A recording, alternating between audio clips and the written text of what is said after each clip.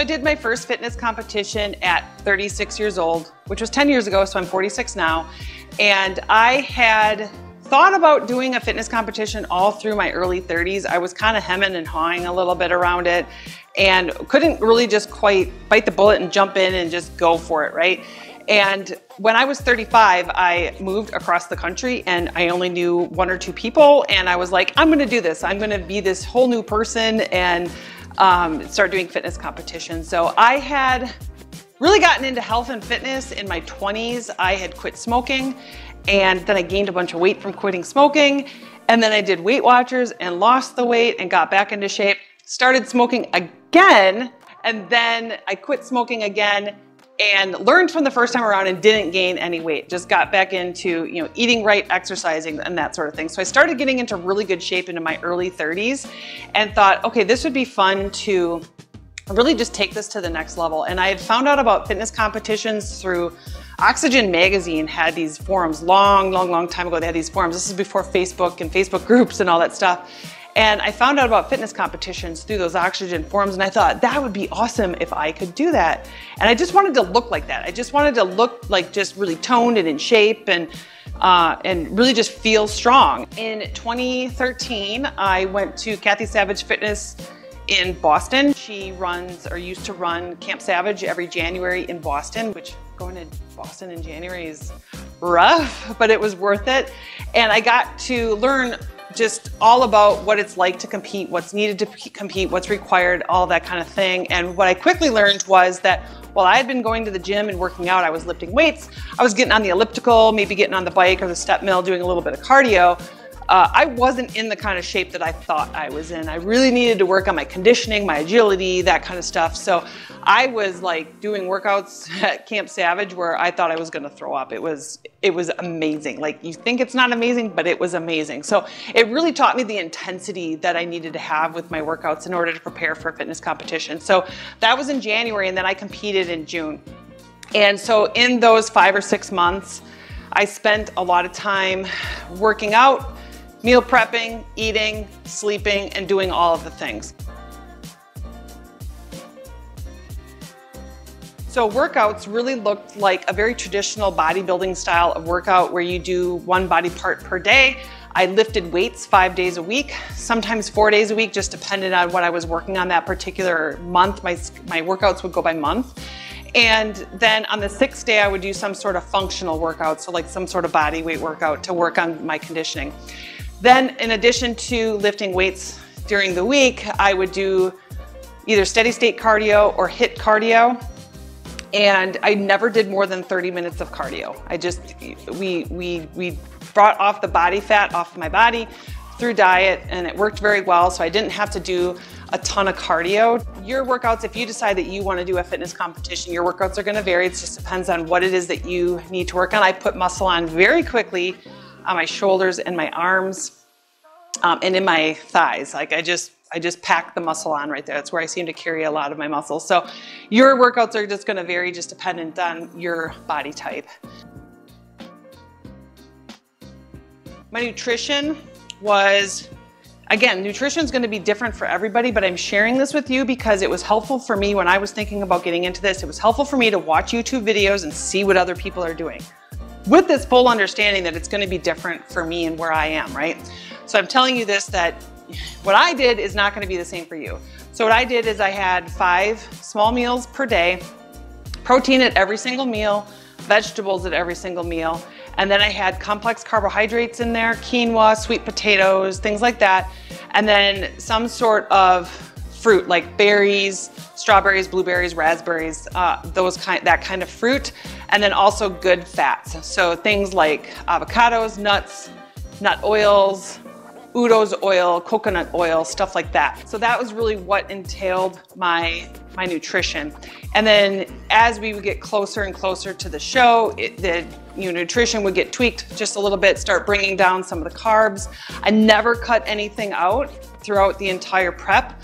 I never had to stop eating fruit. I did stop eating more dairy just because I do have some intolerances to dairy. So I was eating things like Greek yogurt, cottage cheese for some protein. But as I got closer to the show, I started taking that out to help with some of the inflammation that I do get from eating dairy. your experience is going to vary just based on what you like to eat and what your any sort of intolerances that you might have. I don't eat red meat.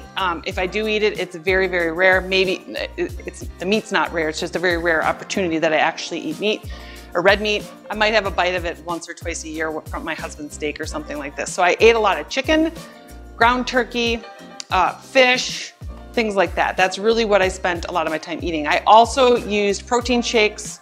I've been using the Isagenix protein shakes since 2013. I still use them every single day. It helps me to get all of my protein in. And I like the texture of the shakes. I use some of the Costco protein too, and I like it, but I just don't like it as much. I've tried Orgain, I've tried all sorts of different protein powders, and I just really like the Isagenix ones. I like the texture of it, the taste, the consistency, all that stuff. So I started using that in January 2013 when I decided to do this fitness competition, and I, again, still use that today. So that really helped me to get all of my protein in, especially since sometimes I would just get so sick of chicken. I just don't want any more chicken. So it really helped with that.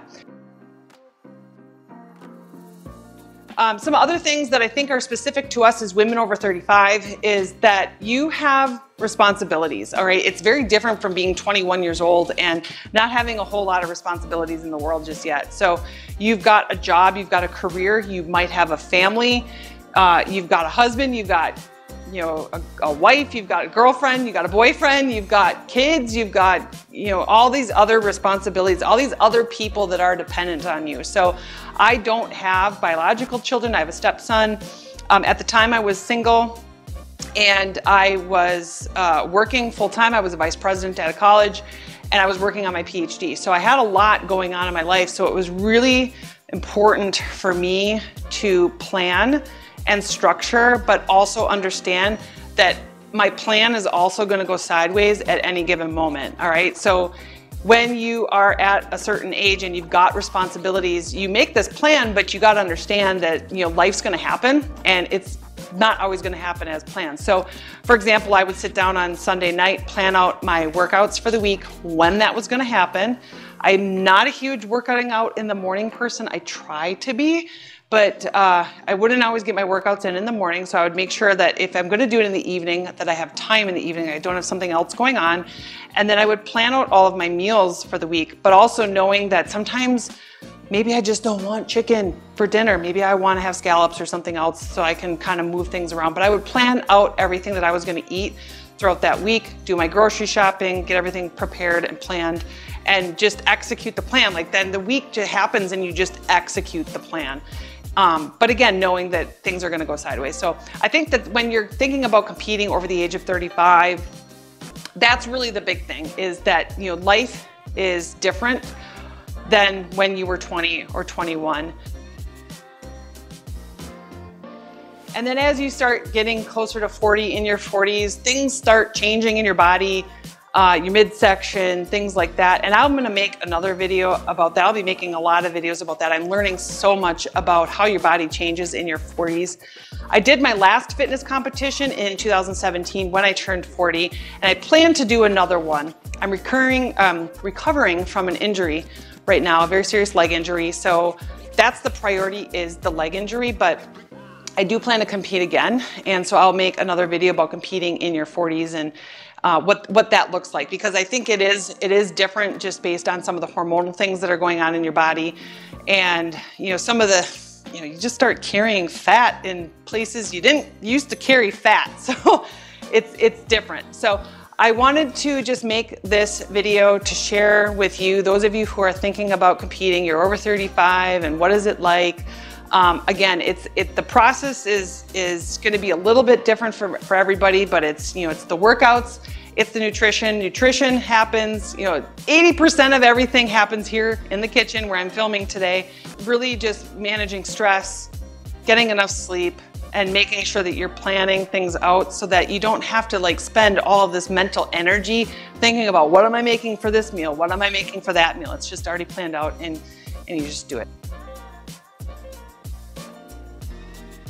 So I started with Bikini. I did a Fitness Universe competition, which is a drug-tested federation So that meant that there's no performance enhancing drugs or anything like that. So if you do win or if you place, you have to go through a urinalysis.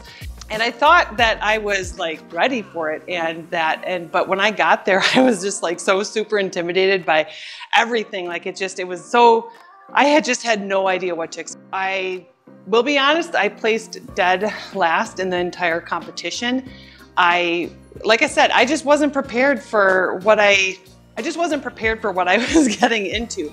And what I mean by that is I'm a very sort of tomboyish, outdoorsy type of person. I always have my nails done and makeup and that kind of thing. I like that kind of stuff, but I'm really not this like overly girly girl. And when you get up on stage, there's this presence, there's this posing, there's all this stuff that you have to do to, just win the attention of the judges. And I really struggled there. It wasn't because I looked the worst or anything like that. It was really just that I had struggled with sort of that stage presence. And a lot of that had to do with my confidence.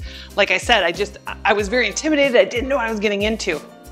And so I just was like, wow, I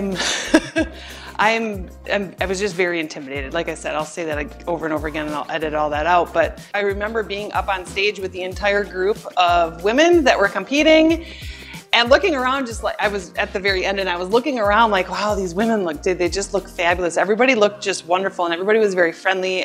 We had a good time backstage. It was a lot of fun. There were some technical difficulties I remember with the live stream or something like this. And then, so there was kind of this pause on stage. They had us all on stage and the announcer was like just trying to kill time. And he's going around asking people like who they want to say hi to in the audience. And I'm like, and then he gets to me and I'm like, oh God, why are you talking to me?